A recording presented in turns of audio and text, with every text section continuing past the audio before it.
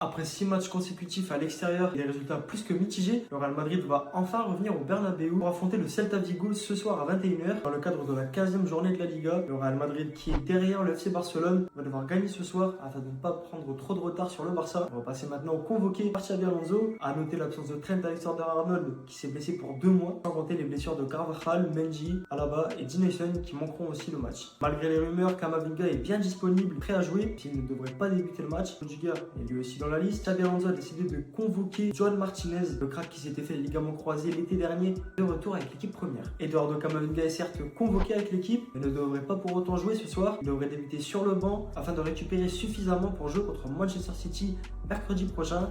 C'est Dani Ceballos qui devrait prendre sa place dans l'once de départ. Celui qui devrait accompagner Eder Militao en charnière centrale ce soir, c'est Raúl Asensio. Rudiger qui lui aussi va être laissé au repos par Xabi Alonso afin d'être à 100% contre Manchester City. Raúl Asensio sera donc titulaire avec Eder Militao. Voilà donc le 11 probable du Real Madrid ce soir, avec la présence de Raúl Asensio en charnière centrale avec Eder Militao, Alvaro Pereira sur le côté gauche, Federico Valverde qui va jouer latéral droit en l'absence de Trent et de Carvajal, Tchouaméni, Güler, Bellingham, avec donc la présence de Dani Ceballos pour remplacer Eduardo Camavinga. Finir une attaque à 2 avec Vinicius et Mbappé, un 11 classique pour le Real Madrid, sans surprise. On a pu voir sur les 2 derniers matchs, Vinicius est sur une pente ascendante. Les derniers matchs ont été très concluants pour le Brésilien. Le journal espagnol AS indique même qu'il n'y a plus de tension entre Vini et Xabi Alonso pour rassurer l'équipe et les fans. Ça va même plus loin en disant que Vinicius veut continuer à briller au Real Madrid, club qu'il aime de tout son cœur. On a demandé en conférence de presse à Xabi Alonso qu'est-ce qui a changé chez Vinicius. L'Espagnol a répondu en disant que Vini est au top de sa forme, que ce soit sur le plan personnel comme professionnel, que pour l'équipe c'est essentiel que Vini soit dans un bon état d'esprit car ça apporte un vrai coup de boost à l'équipe. On parlait tout à l'heure avec une mauvaise série de matchs à l'extérieur pour le Real Madrid. Les 5 derniers matchs, c'est 3 matchs nuls